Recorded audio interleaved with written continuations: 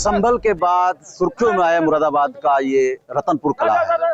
यहाँ एक जैन मंदिर भी पिछले दिनों सुर्खियों में आया था, क्योंकि वो 1990 के दशक के आसपास बंद था। अभी यहाँ एक प्राचीन शिव मंदिर के सामने का जो एक कूप है, कुआं है, उसको खुलवाया गया है। यहाँ के जो लोग हैं, यहाँ के स्थानीय लोग हैं, उन्होंने सरकार से मांग की थी कि कुएं को पुनः खुलवाया जाए, क्योंकि ऐसा यहाँ के लोगों का कहना है कि 1980 के दशक में जब मुरादाबाद में दंगा हुआ था, उस दौरान ये कुआं बंद हो गया था।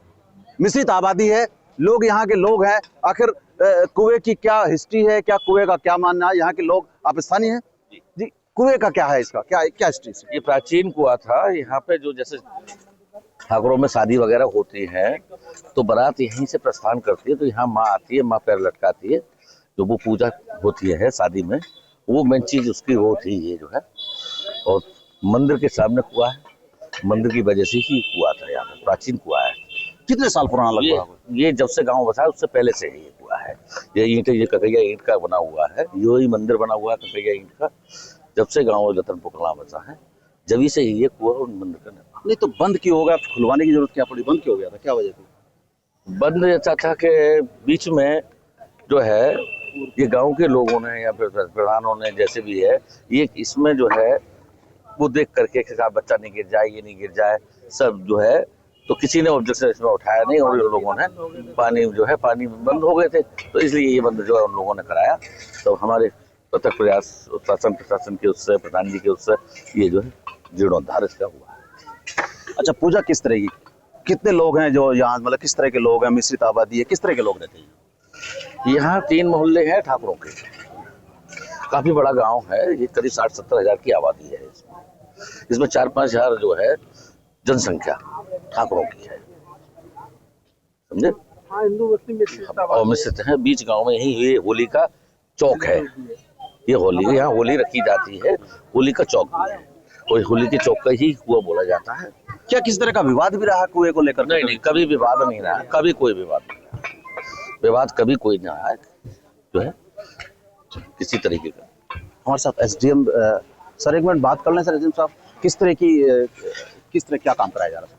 देखिए, कुछ लोगों ने, यहाँ के जो स्थानीय लोग हैं, उन्होंने कहा कि यहाँ पहले एक कुआं रहा करता था, जो कि किसी परिस्थितियों में इसको बंद कर दिया गया था, शायद 1984 का ऐसा। तो ये था कि बहुत सारी इनकी जो धार्मिक कार्य हैं, जैसे कुआं पूजन जैसे शादियों में होता है, उस तरह के कार्यक्रम नहीं कर पाते ये। तो इन्होंने यह रिक्वेस्ट की थी कि इसको खुलवाया जाए। इस संबंध में जो दोनों धर्म है, यहाँ मिश्रित आबादी है, तो उनके जो भी मौजूद लोग थे उनसे बात की गई। 2-3 बार हम लोग बैठे, सीओ साहब भी थे, तहसीलदार साहब भी थे, और हमने एक कंसेंसस पे अराइव हुए, और उसी के बाद आज सुबह से इस पे कार्य किया हमने। दोनों पक्षों की सहमति से बिल्कुल बहुत ही शांत माहौल में आज कार्य लगभग संपन्न है। हम उम्मीद करते हैं 6-7 बजे तक शाम तक ये पूरा क्लियर हो। कुएं के दस्तावेज की बात करो तो कितनी हिस्ट्री है, क्या है इसका? देखिए, कुएं के संबंध में कोई विवाद नहीं रहा, लेकिन यहाँ के जो बाकी कुएं के आसपास की जमीन है, चूंकि दोनों धर्मों के कार्यक्रम यहाँ आयोजित होते रहे हैं, तो कुछ पॉइंट हमेशा जब भी ऐसा होता है कि दोनों धर्मों के कोई एक कार्यक्रम एक साथ हो गया या एक फेस्टिवल एक साथ हो गया, तो उस समय हालांकि थाना स्तर पर उसको देखा जाता रहा है। बाकी विवाद भी रहे हैं, लेकिन वो कोर्ट्स में रहे हैं, कोई स्थानीय स्तर पे बड़ा विवाद नहीं रहा। तो आज सहमति से दोनों पक्षों के बीच में इसका समाधान हुआ है। हम उम्मीद करते हैं कि दोनों पक्ष फर्दर कोई लिटिगेशन भी इसमें उम्मीद नहीं है। तो चूंकि सहमति दोनों पक्षों की आज जो कार्यक्रम हो रहा है, तो बहुत ही अच्छा और शांत माहौल में। इसके अलावा यहाँ और होली चौक की बात करी, और क्या प्रशासन और क्या कराएगा यहाँ? नहीं, आज मतलब ये तो जो कार्यक्रम होता है, जो भी फेस्टिवल्स आते हैं, उस समय जो भी गाइडलाइन शासन के रहते हैं उसके अनुसार वार्ता की जाती है। जो भी आयोजक होते हैं उनको निर्देश दिए जाते हैं, वो चलता रहेगा। बस एक कुआं था जो नहीं किसी कारणवश नहीं रहा, उपयोगिता खो चुका था, लेकिन धार्मिक रूप से उसकी उपयोगिता को देखते हुए उतना ही गहरा उसको छोड़ा गया जिससे कोई लोग हानि भी ना हो किसी प्रकार का, उतना ही गहरा कुआं करते हुए, ताकि धार्मिक आस्था और लोक सुरक्षा दोनों का बैलेंस बनाते हुए आज ये कार्रवाई की गई। बाकी इस स्थान पर जैसे भी कार्यक्रम होते रहे हैं पूर्व से ही, वैसे ही कंटिन्यू रहेंगे। तो ये एसडीएम बिलारी थे, उन्होंने जोर पर कहा है कि दोनों जो पक्ष है उनकी सहमति से इस कुएं का जीर्णोद्धार किया जा रहा है। हालांकि कुछ विवादों की बात भी है, कुछ विवाद भी रहे होंगे, लेकिन कुआं बंद था। अब इस कुएं को पूरी तरह से खोला गया है। संभल के बाद मुरादाबाद इन दिनों सुर्खियों में है, क्योंकि यहाँ पर जिला प्रशासन ने एक कुएं की खुदाई शुरू की है। सुबह से खुदाई का काम चल रहा है। दरअसल ये कुआं ऐतिहासिक है। 1501 में यहाँ पर इसकी स्थापना हुई थी। यहाँ पीछे शिव मंदिर है। शिव मंदिर से जुड़े और सनातन धर्म से जुड़े लोग हमारे साथ हैं। सर, क्या नाम है सर आपका? कुलदीप सिंह। क्या इसकी क्या इतिहास क्या है कुएं का और मंदिर का? रतनपुर कला का जो इतिहास है, मेरे पूर्वज रतन सिंह जी धारा नगरी से मालवा से आए थे 1501 के आसपास। जब वो यहाँ पे आए तो उन्होंने अपना जो घर भी बनाया और घर बनाने के साथ में ही कुआं और ये मंदिर की स्थापना करी।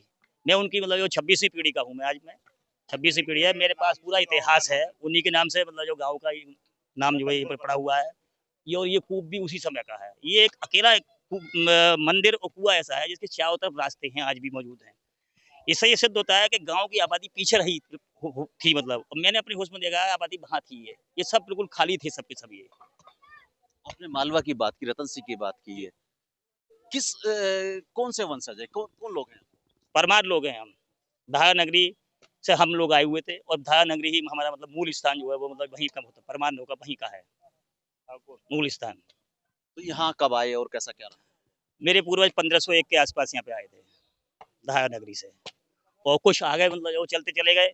जो मेरे पूर्वज थे रतन सिंह जी, वो यहीं पर रुके और उन्होंने जो तत्कालीन जो शासक रहे होंगे उन्होंने यहाँ से उनकी जमीन ली और जमीन लेने के बाद में बस्ती जो बसाई, अपने नाम से बसाया। ये जो है रतनपुर कला आप ही के नाम से? जी हाँ, जी हाँ, उन्हीं के नाम से बसा हुआ है। उन्हीं के नाम से बसा। आज कुएं की खुदाई हो रही है, किस तरह से पूरा क्या हिस्ट्री है? कुआं ये 84 में बंद कर दिया गया था।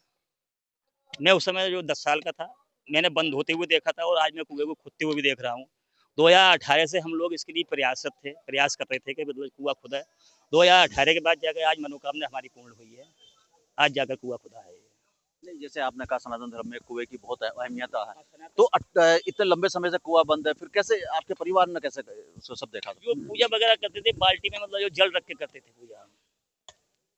कुएं जितने भी थे यहाँ पे करीब 7-8 कुएं थे और सब जो प्राचीन कुएं थे, सभी कुएं बंद हो चुके हैं। एक हमारे जो मोहल्ले में है वही एक रह गया, तो पूजा वहाँ करते थे और यहाँ से जो है मंदिर में जब पूजा करते थे तो जो जल रख के करते थे बाल्टी में। ऐसा ये जो पूर्वज आए थे, ये मंदिर के साथ साथ का ये कुआं बना हुआ है। उसके बाद सन 84-85 में ये बंद कर दिया गया था। क्या वजह क्या रही, क्यों बंद हुआ, क्या वजह क्या रही? ये तो इतना हमको ध्यान नहीं है, क्योंकि इतनी उम्र नहीं है। जब हमने देखा तो इसका ये कुआं वहाँ पे मौजूद था। सन 84 में जो है कुआं मौजूद था।